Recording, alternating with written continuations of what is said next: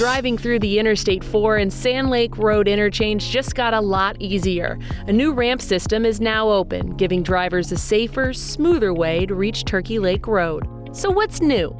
If you're heading west on Sand Lake Road, the old left turn to southbound Turkey Lake Road is gone. Just take the new loop ramp on the right to reach Turkey Lake Road.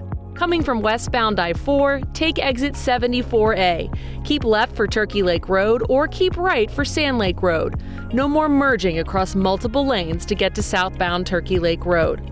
By removing the old left turn movement and giving westbound I-4 drivers a direct connection to Turkey Lake Road, the new ramp system improves safety and reduces congestion at Central Florida's busiest interchange, which serves more than 115,000 vehicles every day. It's a better way to Turkey Lake Road and the latest improvement in the larger transformation taking shape at I-4 and Sand Lake Road.